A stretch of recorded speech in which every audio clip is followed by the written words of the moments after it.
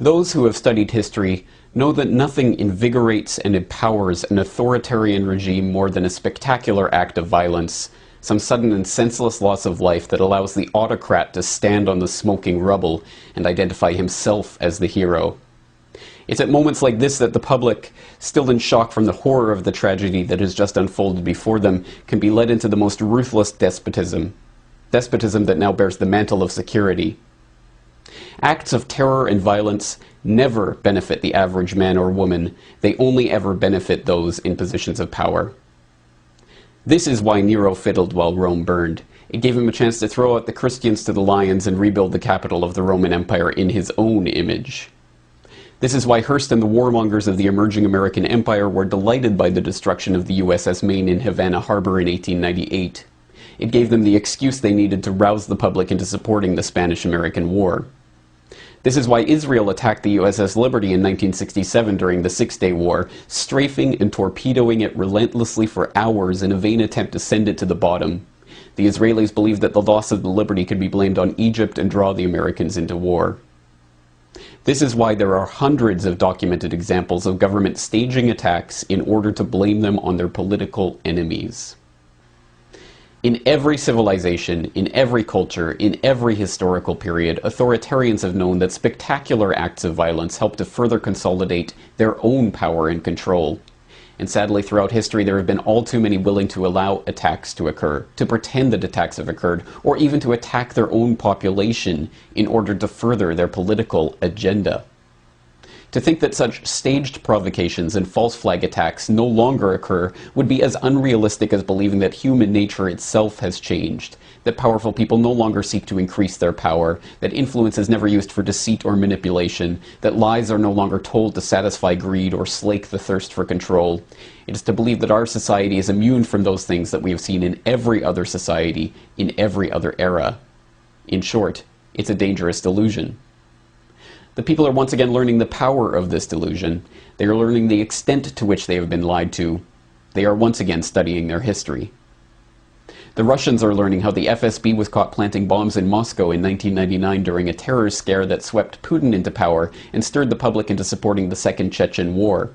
They are learning how their autocratic ex-president came to power campaigning on the graves of those his old FSB cronies had killed.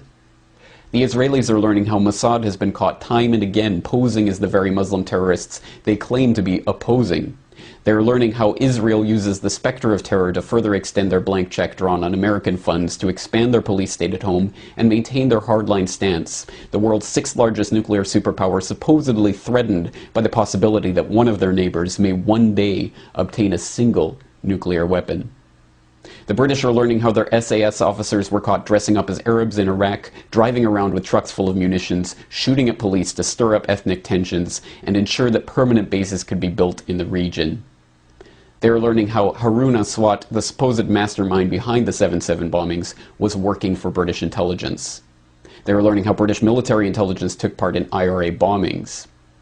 The Indians are learning how the Mumbai attack was helped by a US agent who is cooperating with investigators so that he won't face questioning by foreign authorities. The Canadians are learning how their own provincial police dressed up as protesters in 2007 and threatened violence against other police in order to force a crackdown on peaceful protests. And the Americans. The Americans are learning that there were multiple bombs found, dismantled, and taken out of the Alfred P. Murrah building on April 19, 1995. They are learning that Timothy McVeigh had written a letter to his sister in which he claimed to be in the Special Forces for the US Army. They are learning the bombing was being directed by FBI informants, just as the 1993 World Trade Center bombing was. They are learning about 9/11 and the Gulf of Tonkin and Operation Northwoods and their own Army counterinsurgency manuals that teach officers how to commit false flag attacks to blame on their enemies. In short, the people are learning the truth. And now we see the same build-up to a false flag event taking place that we saw in 1995. At that time, the US had a corporate media desperate to fling mud at anyone concerned by the actions of their government, and it had a government that was desperately unpopular. Today, we see the exact same factors at play. If anything, the situation today is worse than it was in the run-up to the Oklahoma City bombing, with media consolidation meaning that groups of concerned citizens like the Oath Keepers are being attacked by the controlled minions on both the left and the right. And now it is not just the militia that is being demonized by the establishment. It is veterans and gun owners, third-party supporters and libertarians, anti-war protesters and human rights campaigners, people who are upset with a government giving trillions to the banks that have engineered our current financial crisis. In short, everyone is now a potential terrorist according to the governmental and media agencies that deign to limit our range of acceptable opinion and control dissent. Even the word terrorist means something more than it did back in 1995.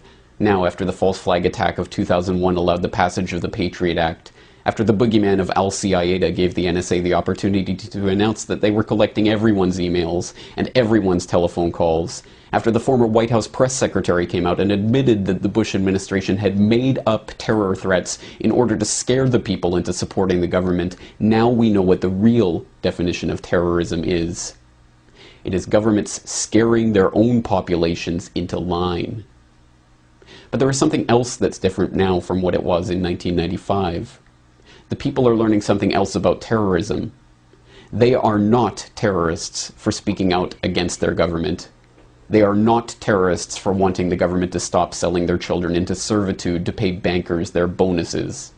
They are not terrorists for pointing out that the FBI and the CIA and Mossad and MI6 are behind every major international terrorist event.